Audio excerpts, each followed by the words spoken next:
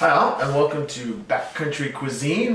Today I want to show you how to make one of these little cozies for a Ziploc bag. So one of the easiest ways to make your dried meals in the backcountry is just to add hot water to your freezer bag. And as long as you use a freezer bag, they don't melt and they'll hold the temperature really well.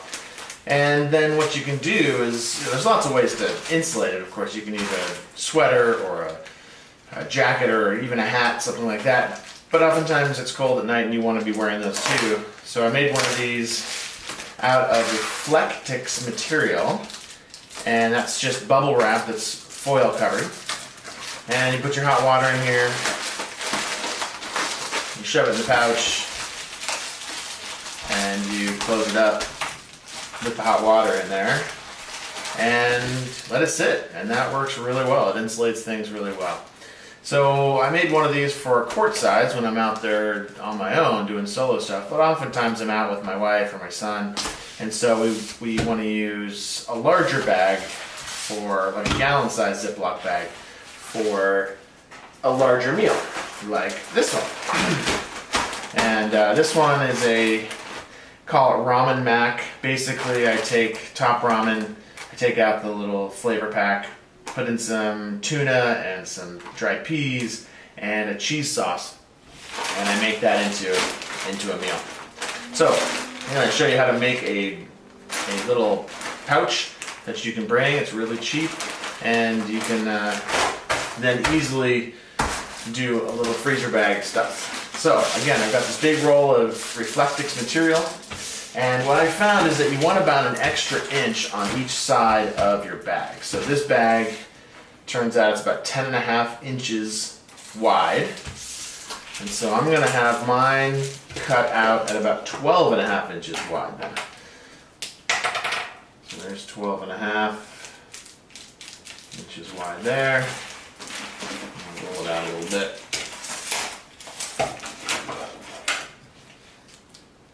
Half. I'm just making a few marks down here. Got a shorter straight edge, and it's probably pretty good.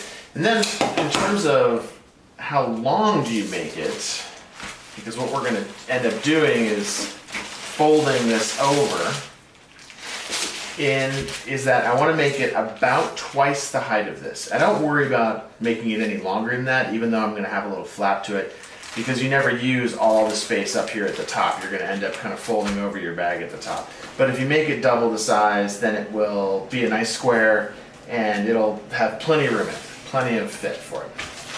So this height here, I mean, this bag is really kind of a square, pretty close to a square. It's 11 inches to the inside of the Ziploc here, or 10.5 to 11 inches on the inside of the Ziploc. So I'm just going to go ahead and make a square and go 12.5, double that, which makes 25 inches. 25 inches. So 12 plus 12 plus another inch. So 25 inches in total. Just over 2 feet.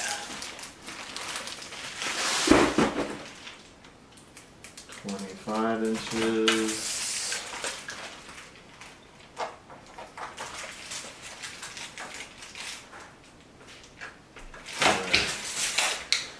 That's 25 inches long. In terms of cutting it this way, I usually just find one of the fold lines and just cut right along that. Or you can follow the bubbles, either way.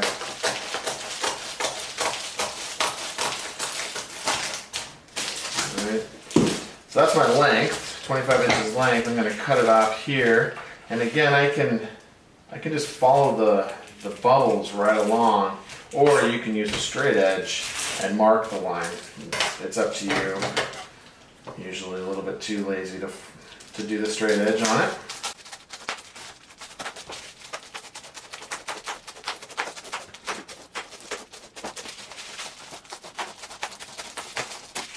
Okay. So now I have my main piece, and all you do then is fold it up, not quite in half. If you did it in half, you wouldn't have a flap to cover over. I usually leave about 1 inch to 1.5 inches of overlap. All that good. Take this is kind of a very, very thin metal tape that they use for ductwork. And I just measure it straight out with this. Cut it.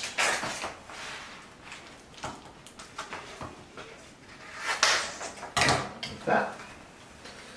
And then cut another piece exactly the same length.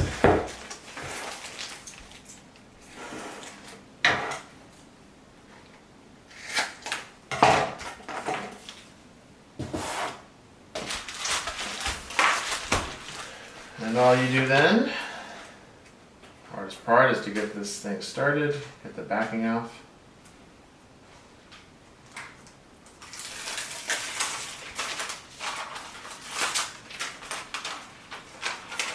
Because it's metal, you can give it a little bit of a fold, just crease it a little bit, and that way it'll stay flat for you.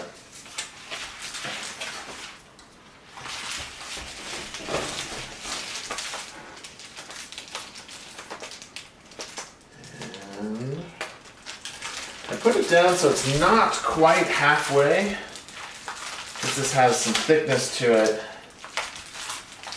You want it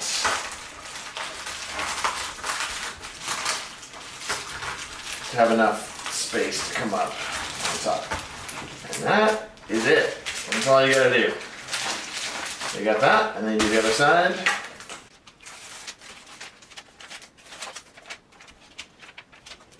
Okay, got that. Again, place this on. Not quite half. Okay. Make sure you've got this kind of pushed down so that when you fold it over, it doesn't have a big gap in there. That's all there is to it. And you'll see there's a little hole here at the bottom. I don't even worry about it. It's not going to be enough to cause any major heat loss. If you really want to be careful, then sure, you can put a little extra piece there if you want to. I never worry about it. And now you have your big pouch. And that fits in there. I put a little bit of this painter's tape. You could use masking tape if you wanted to. This is the cheap way to do it. If you wanted to be a little bit fancier, then you could put on the adhesive Velcro that you can buy at a lot of hardware or craft stores. And you can put that adhesive Velcro right on the inside of this. But this is just a lot cheaper and a little bit lighter. Not much lighter, but a little bit. And I didn't have any adhesive back Velcro. I only had the painter's tape, so it wins. And what I do at the bottom here is I fold up just a little bit onto itself, so that way you have a little tab that's easier to grab and take this off. And I bring it down far enough that it will make sure and hold. It doesn't, you don't want to have it so it's popping off all the time. It's probably a little longer than you need, but that just makes sure it's really easy. And that's all you do. You get it in and out. Alright, so the next thing I'm going to do is I'm going to put some boiling water in here and then kind of show you how well it does at insulating.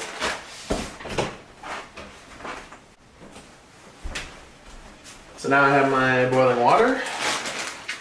This is a reused bag. Hopefully there's no holes. We'll see. That's never fun. I'm adding 3 cups of water to this.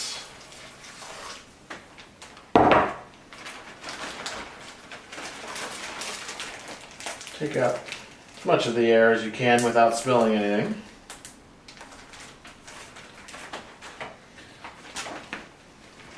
It's all looking good.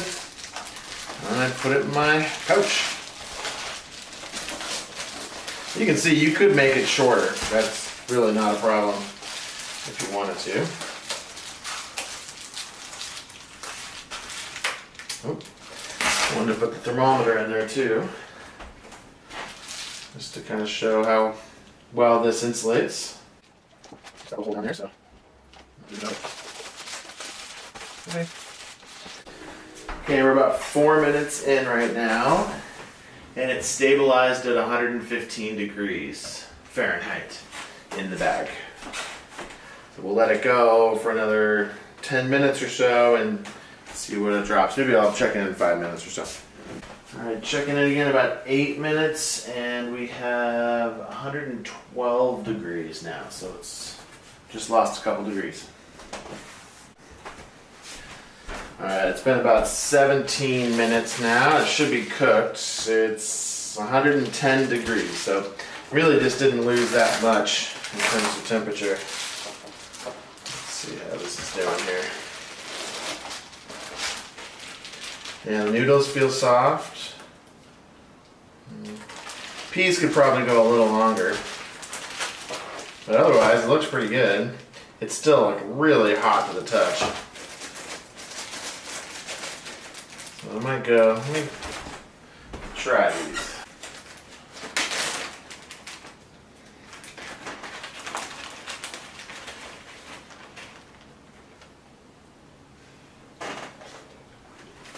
Yep, noodles are totally done.